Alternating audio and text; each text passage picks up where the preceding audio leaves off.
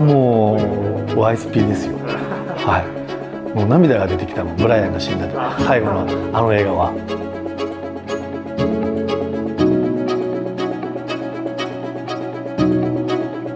ボルト&ナッツのオーナーをしてます佐藤です。自分はもうワイルドスピードがもう大好きだったんで、もう早い話すると、一番最初のシーンにエクリプスに乗って蛍光グリーンのね、それからその当時僕が乗ってたのは MR2 に乗ってたんやけど、その MR2 を蛍光グリーンに塗り替えたですもんね。でそのブライアンがそのスープラに、ワイルドスピードの中で最後ね乗ってお別れしたんやけれども、もうそのシーンを見ながらもうあれです、涙が出てね、もうこれでブライアンとも会えるのやなと思うとですね、そういう思いが全部こもっている車がスープラなんですよね。だからただ単に車だけの存在じゃなくてね、その若い頃の憧れだったり、そういう車のことがものすごく好きだった時期に見た映画の主人公が乗っていた車だという、そういう思い出とともに存在するのがスープラだからこそ、今でもものすごく好きな一台なんですね。うちのこのスープラは1999年式で、グレードは RZで、エンジンはもう有名な 2JZ と6速ゲトラグのミッションで、あります。でホイールがアドバンレーシング、ほんでマフラー変えておって、あとは車庫帳、ブリッツの車庫帳を組んでおる、ほぼノーマルに近い状態の車になります。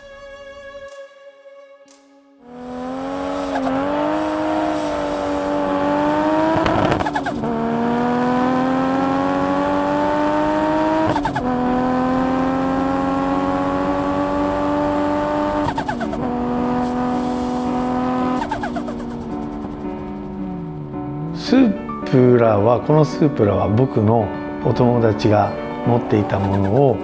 譲っていただいたもので、実質オーナーとしては3オーナー3オーナーの車になります。この車は実は新車で僕の友達が買って、それを僕の友達が2オーナー目で買い取ったのを、3ヶ月ぐらい前に僕が買い取りました。自分が1993年にスープラが、この4代目のスープラが出て、その当時まだ20代だったわけで、その時にとても買えるような車じゃなくて憧れがあったっていうのが一つ。そして、時間が経つにつれて、今度はワイルドスピードのブライアンが乗っているという。でもうそこでまたやっぱかっこいい車なんだなっていうふうに再確認し、やっぱね、日本の中でもどんどん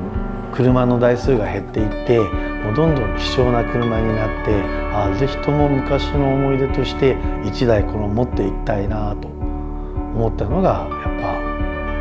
あれきっかけでですね、今回購入に至りました。たまに山を走ったり、みんなのミーティングにその車で参加したり、そういうふうな使い方しかしてません。ス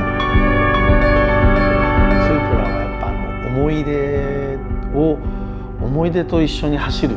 ような感じで持ってますね。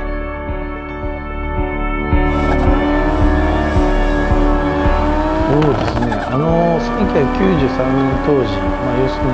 スープラが出た当時は本当にハイスペックな車で、初めて乗った時にはターボでターボの何とも言えない加速感は、やっぱ当時はやっぱ突筆すべき速い車っていうイメージがあります。ただ当時は日本は日産の GTR とか三菱の、GTO とか、一番車が活発に新しいものが出ていった時代で、その中においてもスープラって FR で、とっててもパワフルで、はい、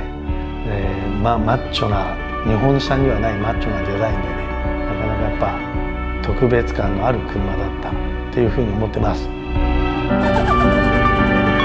今じゃあスープラがそんなに速いかって言われたらそれなりに速いけど、今もう400馬力500馬力の車が普通なんで、その中においてそんなに速さは感じないんだけど、そんなことよりもやっぱあれですよ、当時の思い出と一緒に走れるっていう、なんかな、そういったところがものすごく、他じゃ味わえない一台であるというところです。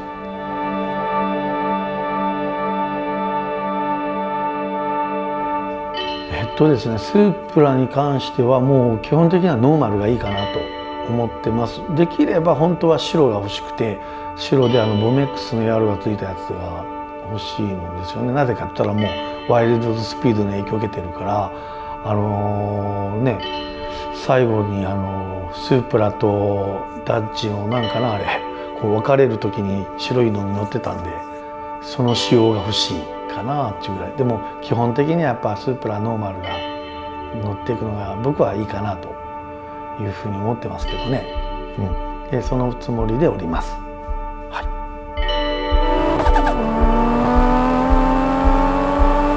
い、スープラのね、もういいところはもう何と言ってもやっぱデザインでしょうね。今までの車にはないやっぱ筋肉質なデザインっていうのはもう日本車の中では、もうちょっと異次元です。で内装の作りなんかも、本当に戦闘機のコックピットみたいな感じで、もうやる気になるようなデザインしちょってですね。でリアのハイウィングにしても、でライトリアが3連テールだったり、ああいう作りの車なかったんで、やっぱまずはデザインでしょう。でそれとやっぱ名機である 2JZ のエンジン、それにやっぱ6速マニュアルのゲトラグ、その辺の組み合わせがやっぱ絶妙で、こう歴史に残る一台かなというふうに思ってます。